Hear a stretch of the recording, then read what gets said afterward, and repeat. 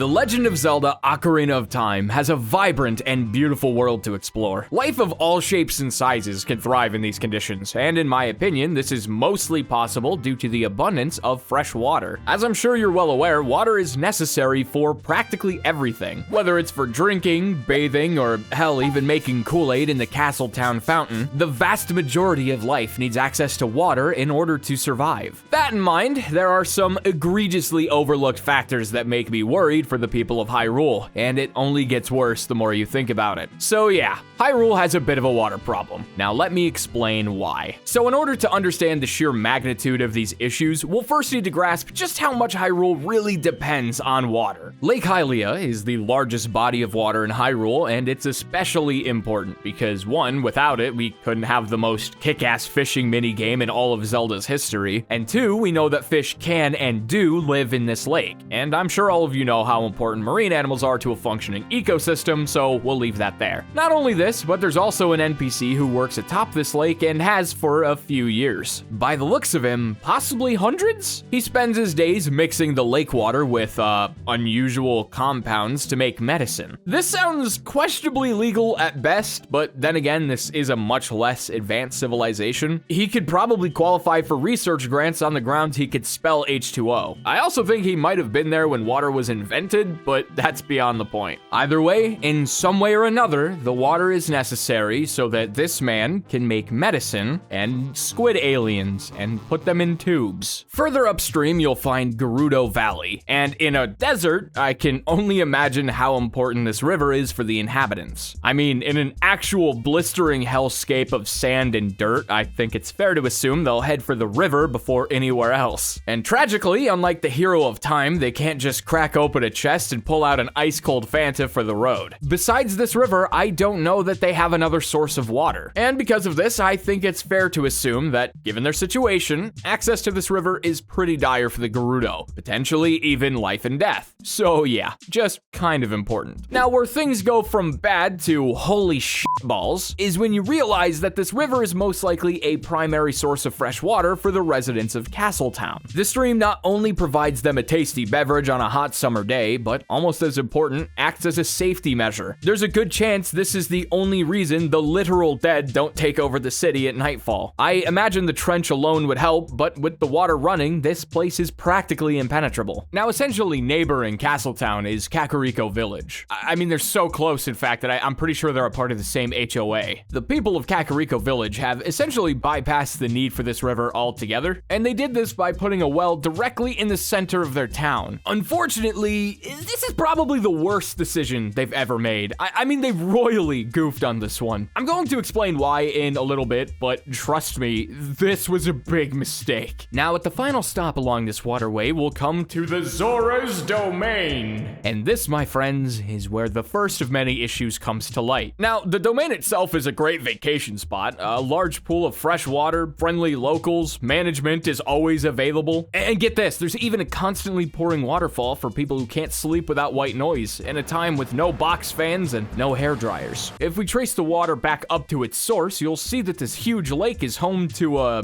giant fish whale thing. Yep, the water source where all of Hyrule's water comes from has a benevolent fish god floating in it. Now, I'm not sure how much of this applies to deific marine animals, but with so little room for this massive being to move around, I have a major concern for the sanitary status of this water. I can only imagine that, being a giant fish, this pond is riddled with some pretty hardcore bacteria, like a giant mixing pot of quantum salmonella. This doesn't directly address the waste factor either. I mean, he obviously eats fish, right? So assuming he has a functioning digestive system, that can only mean that this comparably small body of water is a natural fish tank of Jabu Dookie. If these things are in fact true, that means that the very beginning of this water source is already highly contaminated before it even enters the river. How could it get any worse? Well, I appreciate you asking that because as a matter of fact, it's about to get a lot worse. So now let's talk about arguably the most glaring oversight in Hyrule's Hyrule's hygiene, Kakariko Village. More specifically, the well. When you visit as an adult, this well is actually sealed off and completely dry, which means the residents had to drink Lord Jabu's toilet water. I mean, I assume that's the case. Lord Jablinski is missing when Link's an adult, so maybe it wasn't too bad. It's not post-time skip Hyrule that I'm worried about though. Your first steps in Kakariko Village are obviously when Link is still but a wee little lad. Eventually, you'll have to learn the Song of Storms to drain the well, using a windmill.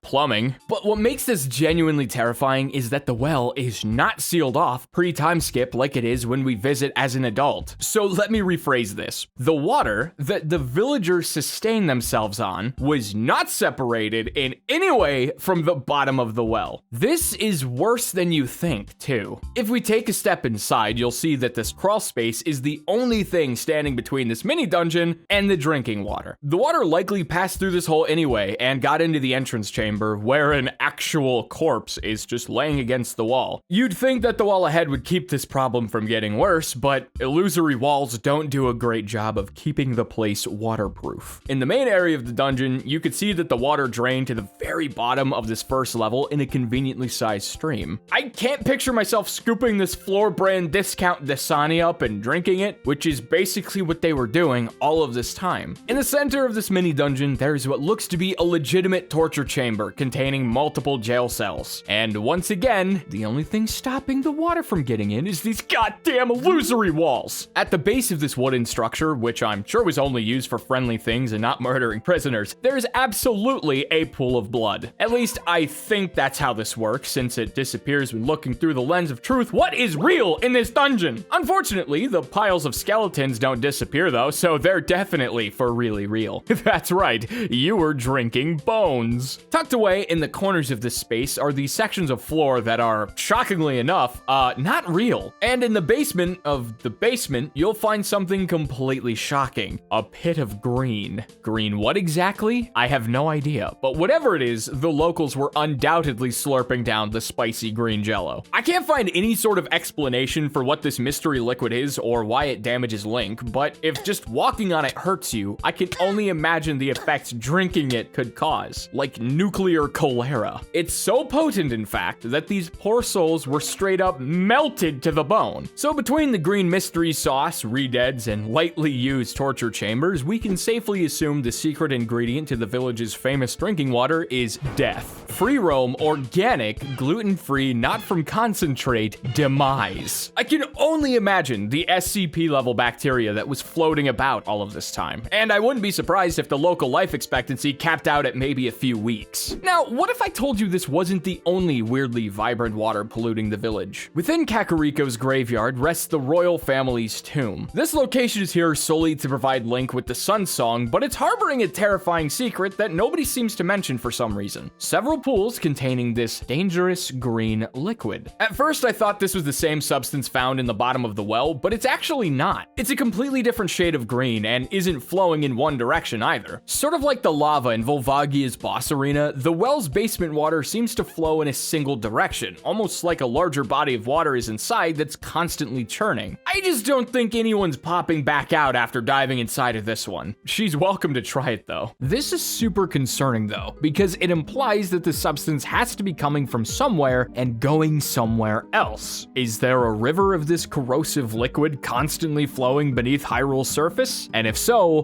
where could it be going? There are a ton of worrying factors surrounding this theory, like what other locations could be affected by this underground current of liquid doom. I mean, if it's strong enough to eat through leather and injure Link, it can't be good for the environment. Come to think of it, maybe that's why most of the skeletons are naked. Back to the tomb though, if these pools aren't completely sealed to keep the cursed ecto cooler inside, it's totally possible that the stuff has been leaking into the groundwater over time. Maybe this type of pollution is commonplace in Hyrule, and this could explain why the flora either tries to consume you whole or evolved into becoming helicopters. It's a theory, albeit a stupid one. Admittedly, this might be a stretch, but taking into account how water tables function, if the green poopy water is leaking into the groundwater, it's possible that it managed to reach the river in Hyrule Field. I don't claim to know exactly exactly how water tables behave, especially in 26-year-old video games, but from my limited research, it's absolutely possible that the Nightmare Soup could reach the river. Wikipedia says, in undeveloped regions with permeable soils that receive sufficient amounts of precipitation, the water table typically slopes toward rivers that act to drain the groundwater away and release the pressure in the aquifer. I guess this theory hinges on whether you consider the soil permeable or not. Although the rain part is guaranteed, since storms can be triggered on a whim by a 9-year-old playing a porcelain flute. Another non-OSHA-friendly concern with the tomb is the green fog rising to the ceiling. My one and only theory is that this green mist is some form of miasma formed by the human remains left in this tomb for God knows how long. What's even worse is that despite the subtle green haze to the room, most of this Hylian vape juice is probably escaping through the cracks in the ceiling and venting into the village. The water quality sucks, and the air quality isn't much better. To be honest, I'm starting to think that it maybe wasn't a curse that turned these guys into mutant spiders. Oh God, you're horrific. What the hell happened to you? Well, it all started when I had a glass of water. Damn.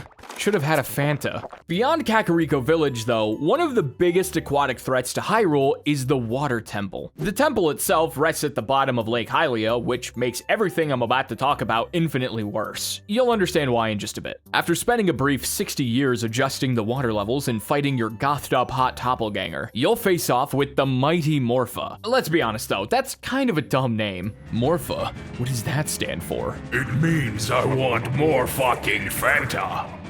That's dumb. Now shut up. Morpha is, by some definition that's probably wrong, a nucleus capable of manipulating water like Stephen King's The Last Airbender. Really, this thing just freaks me out. From what I can tell, the ball of nightmare inside is the real enemy, and the water is just a form it uses to transport and beat your ass. It makes me seriously wonder, what would happen if Morpha were to escape its temple? There's really no indication of exactly how strong this entity is, and what could happen if it got access to even larger bodies of water. Game theory time.